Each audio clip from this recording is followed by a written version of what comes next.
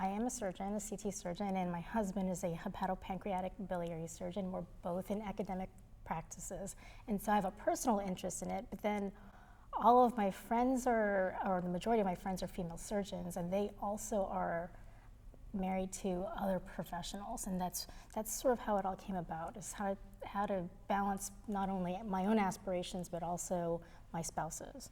Why do you think that is, that so many of the female surgeons are marrying other surgeons and or having partners with very high demanding jobs? Well, it's actually a national trend. So as women are getting higher education levels and men are also similarly reaching higher education levels, they're getting more exposed to each other and people are partnering up with other professionals. And so what kind of extra added demand does that put on the relationship and the careers? Well, so with this change, it's only natural that the home dynamic will change with it, right? So that old traditional makeup of one person staying mostly at home and taking care of the household and the other spouse taking care of bringing home the finances and supporting the household is no longer there. So both partners are now working, and in this scenario, pretty high intensity jobs. And so at home, there's really no one who's there primarily, and so there's going to have to be a give and take, and both partners are going to have to pitch in at home. And so that's how it balances out, or that's how it changes the dynamics. So in your own personal story, can you tell me a little bit about when you met your spouse and how that impacted your careers, and then maybe adding on another level of starting a family? Right. So I met my husband during residency. It was fairly late during residency training, and really our dating each other didn't affect my specialty choice at all. Now, I must admit, since he was also a surgeon, we both worked long hours, it didn't really affect our relationship because we were available mostly at the same times of the day. When it actually really impacted us was, number one, job selection, right? So he is extremely specialized in what he does, and so am I.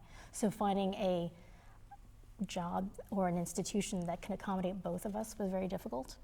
And then where it really tested our personal lives was when we started having children, because then there was a trade-off and who was going to come home first to relieve the nanny, etc. And that's really where it starts getting tricky. What tools or methods, negotiations perhaps, did you have to go through to get to a place where you could maintain both careers? The most important thing is open communication.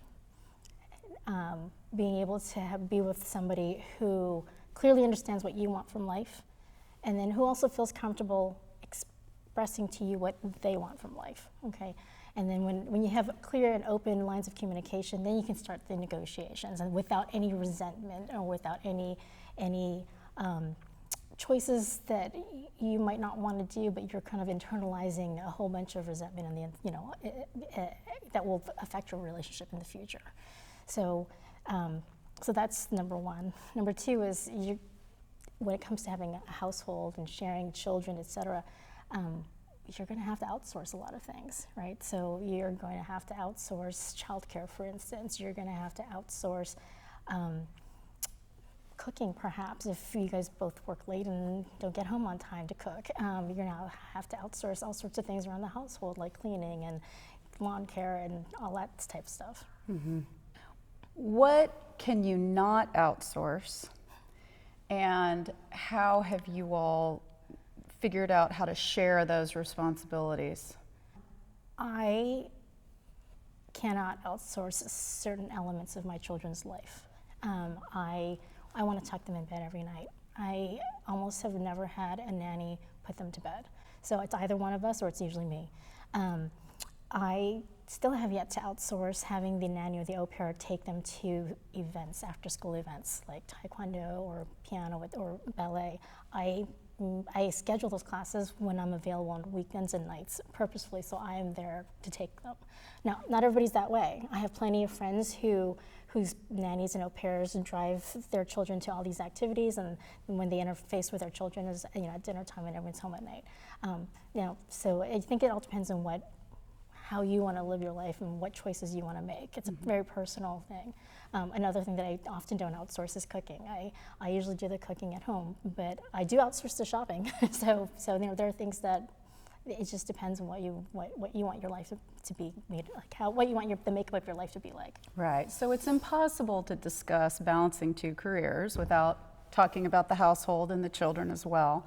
But if we go back to just simply the fact that you and your husband are both highly specialized surgeons, where has there had to be give and take, some no's and some to allow the other to say yes? Yeah, and it once again goes back to open communication. When we started dating, it was very clear that my husband had aspirations of becoming a department chair at some point in time, et cetera, et cetera. And you know, even though he's extremely supportive of my career and my being in academics, ultimately we are where we are in terms of our institution because it was a better opportunity for him. And so that would be an example. There's going to be a give and take. Now, thankfully, the institution we're at is both extremely strong in hepatopancreatic biliary surgery as well as thoracic surgery, so I benefited.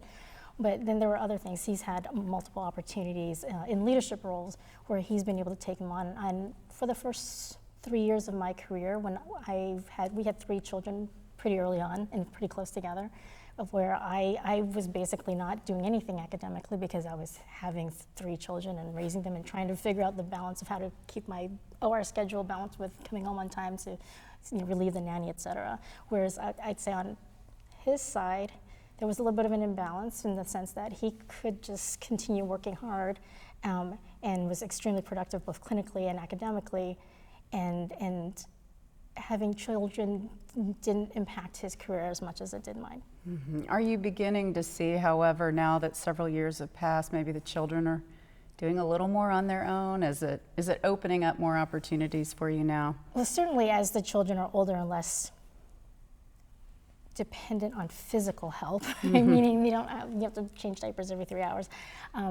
I have more time to extend myself at work and do more, work longer hours, take on extra responsibilities, absolutely. What would you tell someone who's a few years behind you, who's hoping to join an academic institution at some point as a surgeon, about the reality of what is and what isn't possible? Maybe something you wish someone had told you. I think everything's possible, just not necessarily at the same time. And I think you have to be strategic, and you can't expect that things would fall into place the way you had envisioned it would before you ever had children. Children are unpredictable, and having family planning is unpredictable. So that part you have to just, especially as surgeons who are typically so type A and so OCD, and we map things out to the T. You have to kind of let go of the fact that it's not necessarily going to line up the way that you wanted it to. Now, in terms of advice that I would impart on someone more junior, I would say, I guess, a couple of things. Number one would be the most important thing is finding the right partner in life. Someone who is truly and wholeheartedly supportive of your career. And by that, I mean not somebody who is kind of like, oh, lip service, yes, I know you're a CT surgeon, but someone who actually is going to push you to do things that you wouldn't necessarily do because of the fact that you thought maybe you wouldn't be able to, it would affect your family life. Someone who puts you out there and says, no, we'll make it work. I think number two, it's a good idea to be somewhat strategic about family planning. We can't all control that for sure. We have IVF twins. We had an unexpected 3rd child after that. So you can't really plan that. But I would argue, if you could, space the children out a little bit more. So that they're more manageable and it's a little bit easier to balance the home life with work. I'd say number 3 is having a lot of self-awareness of what your abilities are and then what also your spouse wants from life and their career, right? And then using time management skills to be able to schedule your OR appropriately so you are home on time for the events that you want to be home for, et cetera, et cetera. And then I'd say the last thing would be know your boundaries. Know when to say no. Know when to say no. No, I can't take on that extra responsibility at work because I would have no free time to spend at home, or no, honey, you really can't accept that responsibility because it will impact my schedule too much and it'll take away from the home life. So being able to say no and learning how to say no without guilt.